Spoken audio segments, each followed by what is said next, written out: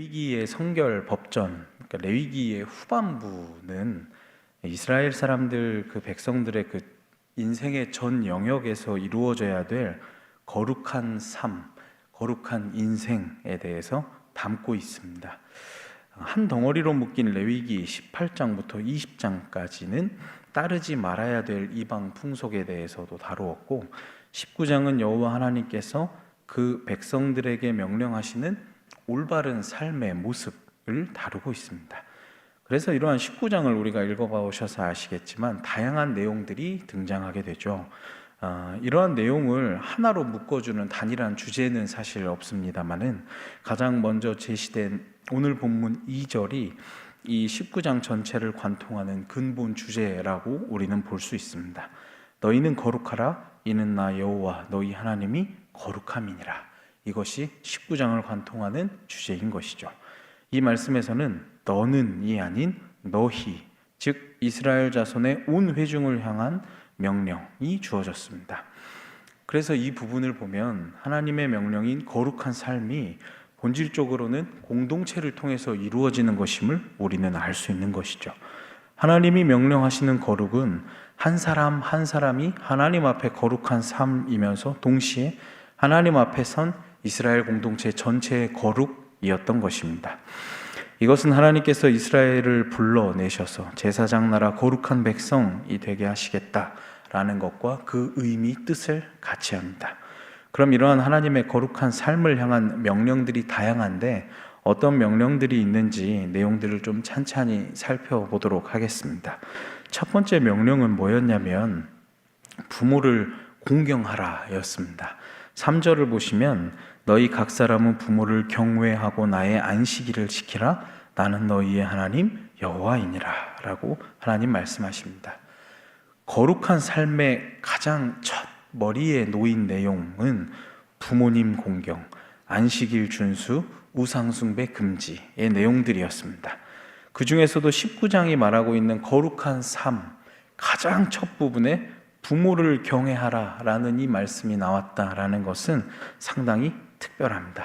한글 성경에는 사실 부모로 번역이 되어 있지만 히브리어 성경을 보면 어머니가 먼저 언급되어 있습니다. 어머니 그리고 아버지 이렇게 되어 있거든요.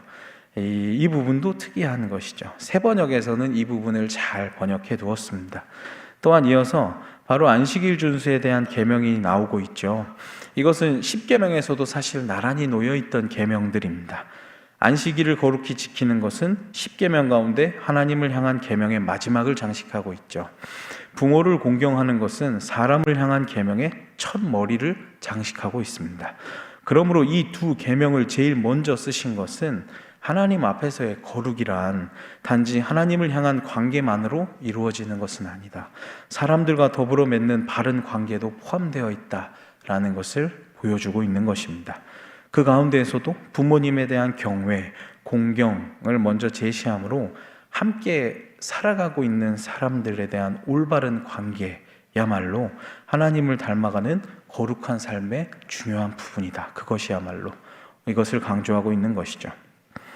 이 공경, 경외에 대한 이야기를 좀 잠시 해보자면 여기 히브리어 단어는 단순히 존경합니다의 뜻이 아니라 반드시 존경해야만 한다라는 뜻을 함축하고 있는 단어입니다. 하나님께서는 거룩한 삶을 우리에게 요구하십니다. 그리고 그 방식을 말씀하실 때에는 먼저 부모를 경외하라 라는 명령을 하십니다.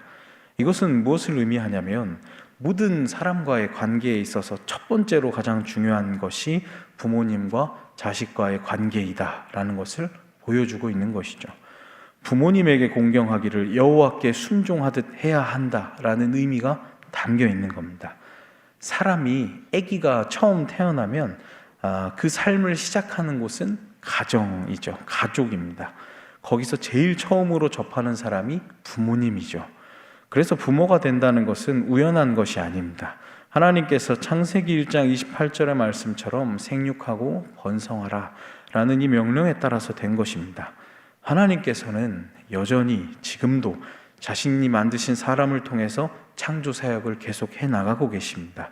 그러므로 우리 자녀들은 부모를 하나님의 대리자로서 존경하고 섬겨야만 하는 것이죠. 자녀된 자는 자신을 창조하신 하나님의 도구로 쓰임받는 부모님을 공경해야 마땅한 것입니다.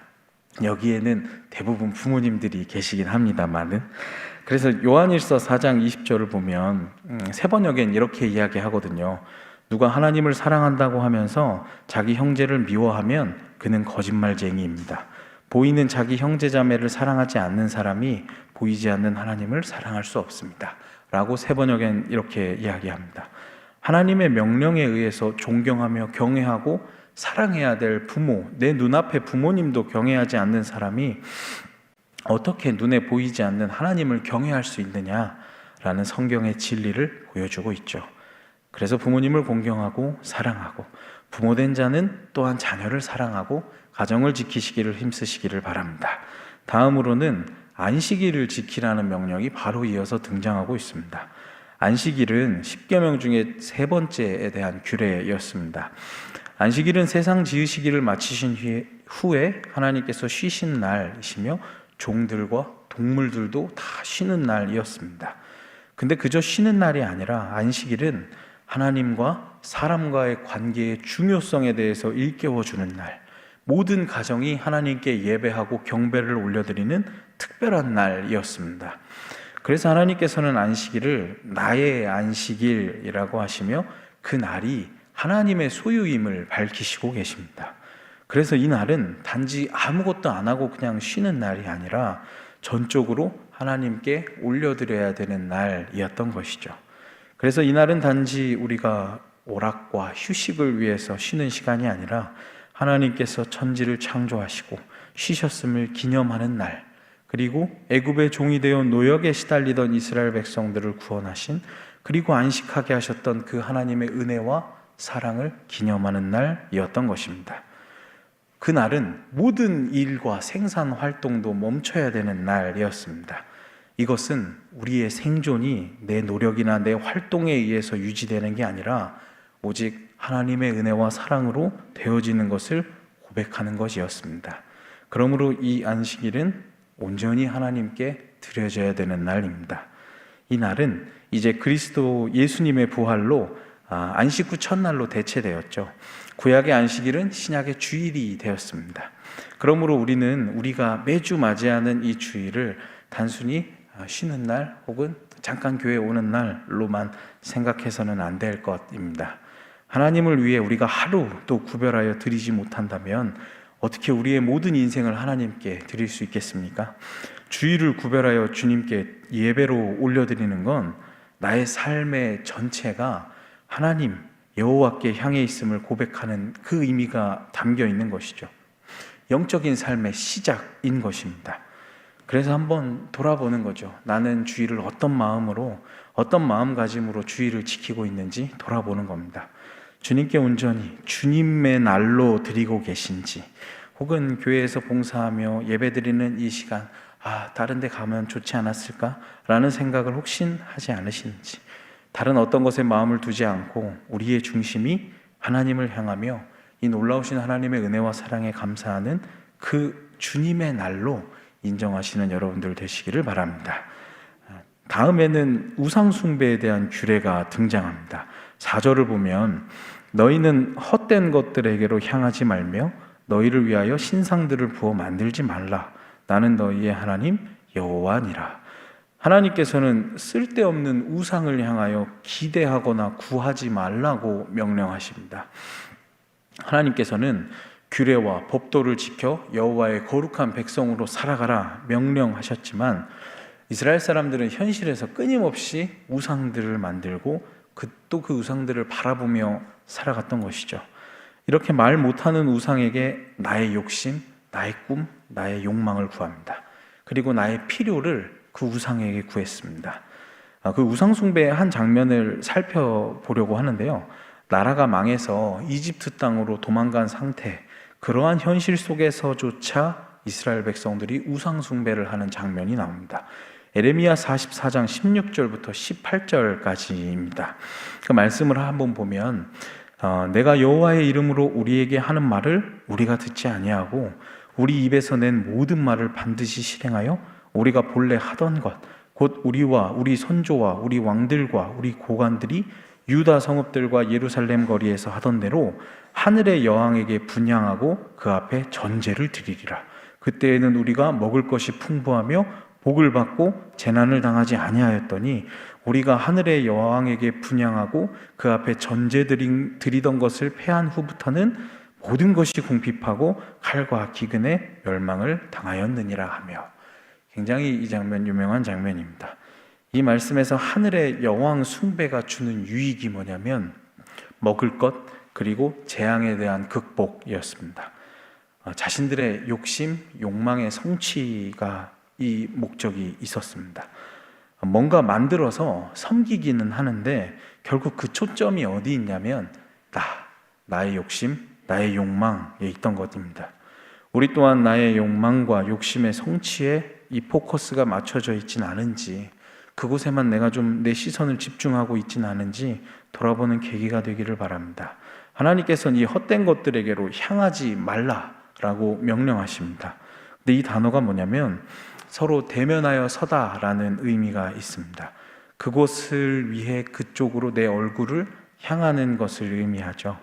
하나님과의 관계에 있어서 하나님보다 집중시키는 그 무엇을 향해 내 얼굴을 향하는 것이 아니라 하나님께 우리의 얼굴을 돌리시고 향하시는 여러분들 되시기를 바랍니다. 이제는 어떤 내용들이 등장하냐면요, 내용들이 다 각각 나눠져 있으니까 화목제사에 대한 이야기가 다시 등장하고 있습니다. 특별히 화목제의 그 제물을 먹는 것에 관한 규정이 소개되고 있습니다. 근데 좀 특이한 건 6절부터 8절을 보시면 제물을 드리는 날은 이튿날에 먹고 셋째 날에 남았거든 다 불살라야만 했던 것이죠. 이걸 먹으면 여호와의 성물을 더럽히는 죄다라고 하나님 말씀하십니다. 먼저 우리가 주목해야 될 단어는 5절에 보면 기쁘게 받으시도록, 이 부분입니다. 이게 누가 기쁘게 받으시는 것입니까? 하나님께서 기쁘게 받으시도록입니다. 요즘도 조금 유행하긴 하는데 이 젊은이들 사이에서 한때 자기들끼리 이렇게 파티나 모임을 할 때 유행했던 것 중 하나가 뭐냐면 쓸모없는 선물 주기가 잠깐 유행한 적이 있었습니다. 그래서 그 인터넷 동영상이나 이런 거 보면 정말 쓸모없는 걸 자기들이 사와서 재밌으니까 서로 나누고 막 깔깔거리고 웃는 이런 문화가 있었습니다. 근데 사실 선물은 그 사람에게 필요한 거, 그 사람이 받고 싶어 하는 것을 줄 때 가장 큰 의미가 담겨 있는 것이죠. 하나님께 제물을 올려드릴 때는 하나님께서 기뻐하시게 드려야 되는 것이었습니다. 당연하게도 하나님이 정해주신 장소에서, 하나님이 정해주신 제물로, 하나님이 정해주신 방법으로 이렇게 드리는 것이었죠. 하나님께서 명령하신 대로 회막문 앞으로 끌고 나와 절차대로 잡는 것이었습니다. 하나님께서는 제사를 드리는 사람이 이 정하신 방법과 절차를 따르지 않는다면 그 제사를 연락하지 않겠다고 말씀하셨죠. 이러한 규례는 우리의 신앙생활에 있어서 내 생각이나 내 방법대로 하는 것이 아니라 하나님이 원하시는 대로 살아가야 된다, 하나님이 원하시는 대로 신앙생활을 해야 된다라는 교훈을 우리에게 주고 있습니다. 하나님께 거룩한 삶을 살아가려면 이 신앙생활의 기준이 내가 되는 것이 아니라 하나님이 되어야 되는 것, 이것이죠. 하나님께서 원하시는 대로, 예수님이 원하시는 대로, 하나님이시라면 이 순간 나에게 어떤 모습을 잘했다고 칭찬해 주실까? 이 우리의 기준과 잣대가 예수님, 하나님이 되어야 되는 것입니다. 그리고 하나님께서는 이 과정과 방법도 중요하게 생각하시는 분임을 잊으셔서는 안 됩니다. 꽤 옛날이지만 굉장히 화제가 되었던 2014년에 겨울 올림픽이 있었습니다. 혹시 어디에서 열렸는지 당연히 기억을 못 하시겠죠. 러시아에서 열렸었습니다. 소치 올림픽이라고 러시아 올림픽이 열렸는데 이 나중에 엄청나게 화제가 됐던 이유가 뭐냐면 러시아가 자기의 나라의 금메달을 많이 따려고 국가적으로 이 선수들에게 약을 줬던 것 때문에 굉장히 화제가 많이 되어버렸죠. 그래서 올림픽의 의미가 사실 많이 퇴색되어 버렸습니다. 아무리 선한 목적이었어도 그 과정과 방법이 선한 방법이 아니라면 하나님이 기뻐하지 않으신다라는 겁니다. 우리도 마찬가지죠. 삶을 살아가며 함께 우리가 모여 공동체로 신앙생활을 하며 나아가지만 나는 좋은 의도로 한 건데요, 저는 선한 목적을 가지고 했습니다 라고 말하지만 혹시 그 과정이 모두에게 선이 되었는가? 그 방법은 모두에게 옳고 선이 되었는가? 그 과정과 방법이 어찌 되었든 결과만 좋으면 된 거 아닙니까? 라고 생각하지 않았는지 우리는 말씀에 비추어 한번 돌아봐야 되는 것입니다. 하나님께서 원하시는 거룩한 삶은 이 명하신 규례와 방법과 이 법도를 바르게 지키는 것이기 때문입니다. 또 한 가지 다른 제사들도 있는데 굳이 화목제가 여기 19장에 다시 등장하고 선택된 이유는 화목제만이 이웃과 함께 나누어 먹을 수 있는 제사였기 때문입니다. 이전에 한번 화목제에 대해 말씀드렸던 것 같이 거룩은 그저 나 홀로 하나님 앞에 나아가는 것만이 아니라 근본적으로 내 옆에 사람들, 우리 공동체와 함께 더불어 하나님께 나아가며 살아가는 과정입니다. 화목제는 번제와 속죄제와는 달랐습니다. 비둘기나 곡식으로는 드릴 수 없는 제사였습니다. 그 말인즉슨 가난한 사람은 화목제를 드릴 수 없었다라는 이야기입니다. 그러므로 누군가가 자신의 가축으로 화목제를 드릴 때에 하루 그리고 그 다음 날 이 이틀 내에 그 제물을 다 먹어야만 했습니다.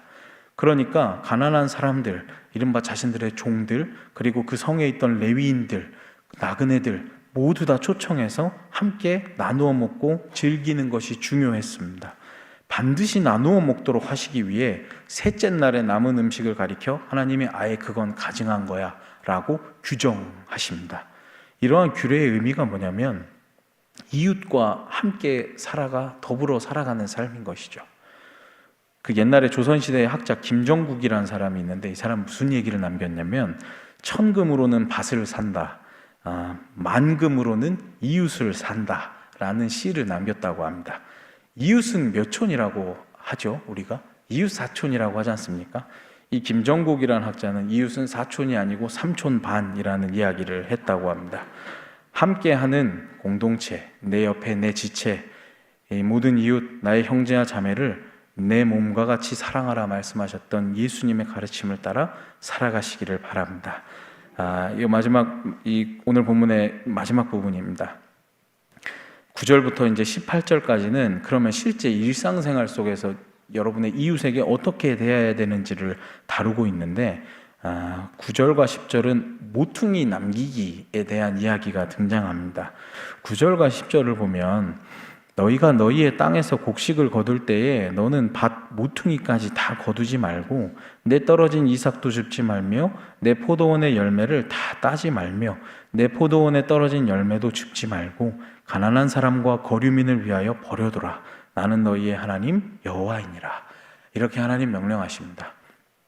우리가 우리의 밭과 이런 걸 수확할 때 이 모퉁이 부분을 남겨둬라 라고 명령하시죠. 이 명령은 화목제의 제물을 다 같이 나눠 먹는 명령과 일맥상통합니다. 추수할 때 이스라엘 사람들은 자신이 소유한 그 밭의 모퉁이를 수확하지 않고 그대로 그냥 내버려 둬야 됐습니다. 그리고 땅에 떨어진 이삭도 줍지 말아야 됐고 포도원의 열매도 조금 남기고 땅에 떨어진 포도도 줍지 말아야만 했습니다. 이스라엘은 기업을 가지고 있었지만 기업이 없는 사람들, 그리고 그 기업을 잃어버린 사람들도 있었습니다. 그리고 거류민들은 농사를 짓고 수확할 땅이 없었던 사람들이기 때문에 이 사람들을 위한 몫을 남겨둬야만 했던 것이죠. 하나님은 이것을 제도로 규정하십니다. 여호와께서는 우리를 살게 하시는 분이십니다. 우리 역시 나그네였습니다. 라는 이 고백, 이 경건한 신앙이 하나님께서 구체적인 제도를 통해 구현되고 있는 것이죠. 이거는 베푸는 사람에게는 사랑을 실천할 기회를 줍니다. 가난한 사람들에게는 구걸을 하는 대신에 필요를 위해 노동을 해서 먹을 수 있는 존엄성을 제공했습니다. 이러한 제도야말로 여호와 앞에 거룩하게 살아가는 거룩인 것이죠. 가난한 이웃에 대한 사회적 책임, 이런 일상의 윤리가 가장 종교적인 단어 거룩으로 지금 여기에 표현되고 있습니다. 그래서 이제는 우리의 약자를 돌보는 것이 우리의 의무임을 깨닫게 되는 거죠. 우리는 어떤 태도를 취하고 있는지 신경 써주고 기도도 해주고 도와주고 돌보아주고 돌아보고 권하는 이것을 겸손한 마음으로 하나님을 위하는 마음으로 성실함으로 실천하고 계시는지. 예수님도 이런 말씀 하셨습니다. 마태복음에 예수님이 이렇게 말씀하시죠. 내가 줄일 때에 너희가 먹을 것을 주었고 목마를 때에 마시게 하였고 나그네 되었을 때 영접하였고 헐벗을 때 옷을 입혔고 병 들었을 때 돌봐줬다. 그래서 사람들이 물어보죠. 주님, 저희가 언제 그랬습니까? 저희가 어느 때에 주께서 줄이신 것을 보고 저희가 음식을 대접했습니까? 물어보죠. 그래서 예수님이 여기 내 형제 중에 지극히 작은 자 하나에게 한 것이 곧 내게 한 것이니라 라고 말씀하셨습니다. 형제 중에 가장 작은 자에게 한 것이 내게 한 것이라 말씀하시죠. 우리의 형제와 자매 돌보기를 주님께 하듯 하시는 여러분들 되시기를 바랍니다. 오늘 본문의 제일 마지막으로 등장하는 문장이 뭐냐면 나는 너희의 하나님 여호와이니라 였습니다. 사실 계속 반복되었던 구절이거든요. 아무리 하나님께서 명령하셨지만 내가 정말 힘들게 일구고 소중한 나의 재산인 이 밭의 일부분, 이 모퉁이를 남겨두고 이삭도 줍지 않고 포도도 남겨두는 건 사실은 쉽지는 않은 일입니다. 다른 사람을 도와주는 것도 마찬가지죠. 크든 작든 다른 사람을 돕는 것은 쉬운 일은 아닙니다. 이렇듯 일상에서 거룩을 지키는 삶이 쉽지는 않지만 그 삶을 가능하게 하는 근본이 뭐냐면 여호와 하나님에 대한 신뢰, 믿음임을 이 문장은 정확히 보여주고 있습니다. 오늘 하나님의 명령을 통하여 거룩은 모퉁이 남기는 것으로 표현이 되고 있습니다. 근데 이 모퉁이를 남길 수 있게 하는 것은 하나님을 향한 우리의 신앙, 우리의 믿음인 것이죠. 오직 하나님만이 우리의 삶을 주관해 주신다. 하나님이 우리의 삶을 지탱해 주신다. 하나님은 우리의 주인이 되신다. 이것을 믿을 때에 모퉁이 남기기가 가능한 것입니다. 내가 만약에 이 모퉁이를 남기고 다른 사람에게 나누어 준다면 내가 혹시 먹을 게 부족할 수도 있는데 지금이야 괜찮지만 나도 나중에 어떻게 될지 모르는데 이러한 불확실한 미래가 찾아오는 불안함에도 불구하고 우리 밭에 모퉁이를 남길 수 있는 거, 포도를 남겨둘 수 있는 건 하나님께서 우리의 삶을 책임져 주시고 지탱해 주신다라는 이 신앙으로 가능한 것이죠. 내가 너희를 책임지고 약속을 지켜주고 보호하고 지키고 인도하는 그 언약의 하나님이야. 만왕의 왕이요 만유의 주 생명과 창조의 하나님인 내가 너희의 하나님이야 라는 이 문장, 이 말씀을 기억하시며 우리가 무엇으로 살아가야 되는지, 누구 앞에서 어떻게 살아가야 되는지를 다시 한번 확인하시기를 바랍니다. 그리고 이러한 말씀에 근거하여 우리도 우리 삶에 점점 더 넓고 많은 모퉁이들을 남기시게 되시는 저 여러분들이 되시기를 축복합니다.